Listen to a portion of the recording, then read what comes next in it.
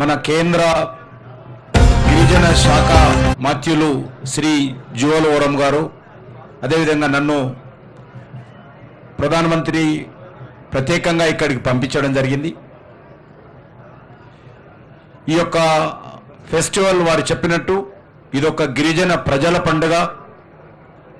సుమారు నెల రోజుల పాటు అనేక రాష్ట్రాల నుంచి కూడా ఈ 3 రోజులు 4 రోజులకు ముందు నుంచే వస్తారు, తర్వాత కూడా వస్తుంటారు. మీరు స్వయంగా చూస్తూ ఉన్నారు. అద్భుతమైనటువంటి ఈ పండుగ. ఈ సందర్భంగా మరి ఈ పత్రికా విలేకరుల సమావేశంలో ఉన్నటువంటి గౌరవనీయులు పొంగులేటి శ్రీనివాసరెడ్డి గారు, గౌరవనీయురాలు మంత్రి సీతక్క గారు, అడ్లూరి లక్ష్మణ్ గారు, మిగతా అధికారులు, పత్రికా విలేకరులు అందరికీ నమస్కారం. ఈ ప్రాంత అభివృద్ధి కోసము మరి రాష్ట్ర కేంద్ర ప్రభుత్వాలు కూడా కలిసికట్టుగా ఈ ప్రాంతాన్ని అభివృద్ధి చేసుకోవాల్సినటువంటి అవసరం ఉంది. అదే ఉద్దేశంతో మరి ఇక్కడ టూరిజం డిపార్ట్మెంట్ కూడా ములుగు, లక్కవరము, మేడవరము, తాడ్వాయి, దావరవాయి, మల్లూరు, బొగతా వాటర్ ఫాల్స్ లాంటి ఈ ప్రాంతాల్లో అభివృద్ధి కోసం కూడా కేంద్ర ప్రభుత్వము మరి ఇంతకుముందే 80 కోట్ల రూపాయలు కేటాయించడం జరిగింది. అదేవిధంగా ఇక్కడ సమ్మక్క సారక్క కేంద్రీయ విశ్వవిద్యాలయం 890 కోట్ల రూపాయలతో అత్యంత ప్రతిష్టాత్మకంగా యూనివర్సిటీ రాబోతుంది. ఇప్పటికే రాష్ట్ర ప్రభుత్వం దానికి సంబంధించినటువంటి భూమిని మరి యూనివర్సిటీకి హ్యాండ్ ఓవర్ చేశారు. దాని కాంపౌండ్ వాల్ నిర్మాణం కూడా జరుగుతూ ఉంది. దానికి బిల్డింగ్స్ డిజైన్స్ అంతా ప్లానింగ్ పూర్తయిపోతే ప్రధానమంత్రి గారి చేతుల మీదుగా సమ్మక్క సారక్క కేంద్రీయ గిరిజన విశ్వవిద్యాలయాన్ని త్వరలోనే ఇక్కడ భూమి పూజ చేసుకుంటామనే విషయాన్ని ఈ సందర్భంగా మనవి చేస్తా ఉన్నాను. అదే కాకుండా ఇక్కడే ఈ ప్రాంత పరిసర ప్రాంతాల్లో ఉన్నటువంటి రామప్ప దేవాలయం ఏదైతున్నదో దానికి మోడీ గారి నేతృత్వంలో యునెస్కో గుర్తింపు కూడా తీసుకురావడం జరిగింది.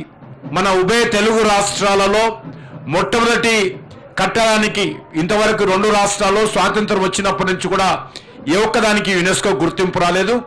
మొట్టమొదటి గుర్తింపు మోడీ గారి నేతృత్వంలో మన ఈ ప్రాంతంలో ఉన్నటువంటి రామప్ప దేవాలయానికి రావడం జరిగింది.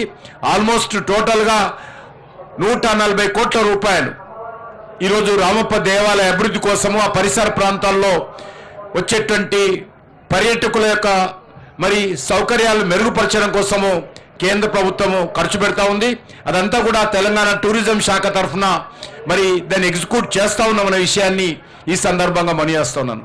అంతేకాకుండా ఈ యొక్క గిరిజన ప్రాంతాల అభివృద్ధి కోసము ప్రధానమంత్రి జన్మన్ యోజన కింద మన జిల్లాలో మన యొక్క తెలంగాణ రాష్ట్రంలో ఉన్నటువంటి అనేక మంది ట్రైబల్స్ యొక్క సంక్షేమం, ఎందుకంటే చాలా ట్రైబల్ గ్రామాల్లో ఇంతవరకు రోడ్లు లేవు, చాలా ట్రైబల్ గ్రామాల్లో ఇంతవరకు విద్యా సంస్థలు లేవు, చాలా ట్రైబల్స్ గ్రామాల్లో హెల్త్ సౌకర్యం లేదు. వాటన్నిటిని గుర్తించి ప్రత్యేక కార్యాచరణ ప్రణాళిక కింద మరి 20,000 ఆదివాసీ గ్రామాలను దేశవ్యాప్తంగా అభివృద్ధి చేస్తూ ఉన్నాం. 24,000 కోట్ల రూపాయలతో మన రాష్ట్రంలో కూడా అచ్చంపేటలో, వికారాబాద్లో, ఆదిలాబాద్లో ఈ ప్రాంతాల్లో కూడా రాష్ట్ర ప్రభుత్వం ఏదైతే ఐడెంటిఫై చేసి ఇచ్చిందో ఆ గ్రామాలను ప్రధానమంత్రి జన్మన్ యోజన కింద కూడా మరి డెవలప్మెంట్ చేస్తూ ఉన్నామనే విషయాన్ని ఈ సందర్భంగా మనయేస్తూ 23 ఏకలవ్య పాఠశాలలు కూడా తెలంగాణలో సుమారు 500 కోట్లతోటి వాటిని కూడా అభివృద్ధి చేస్తూ ఉన్నాం. తప్పకుండా కేంద్ర ప్రభుత్వము గిరిజన సంక్షేమం కోసం అనేక రకాలుగా పనిచేస్తూ ఉంది.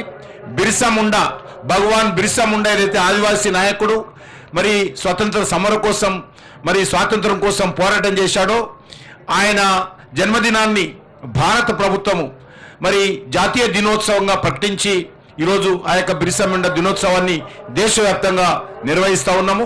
మరి ఈ రకంగా అనేక కార్యక్రమాలు నిర్వహిస్తూ ఉన్నాం.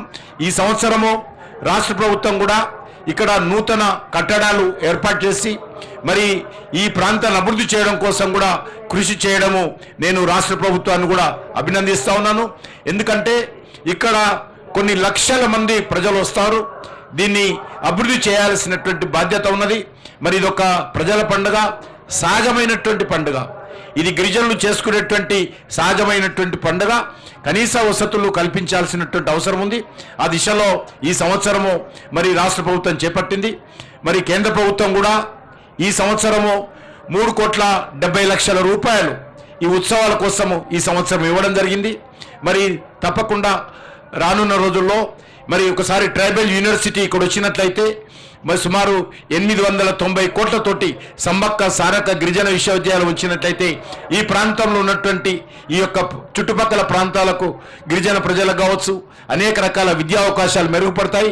విద్యార్థుల కోసం కూడా కొన్ని సీట్లు రిజర్వ్ చేస్తారు కాబట్టి వాళ్ళు కూడా రావడానికి విద్యలో ముందుకు రావడానికి అవకాశం ఉంటుంది.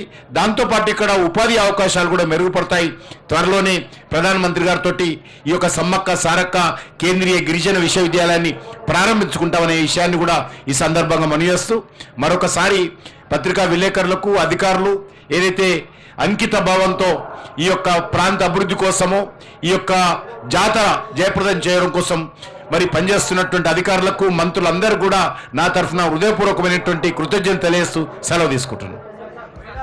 ఇప్పుడు రాష్ట్ర ప్రభుత్వ పక్షాన ఈ మేడారం పండుగని జాతీయ పండుగగా గుర్తించాలని గౌరవ మంత్రి గారు రాష్ట్ర ప్రభుత్వ పక్షాన రిప్రజెంటేషన్ ఇవ్వడం జరుగుతుంది.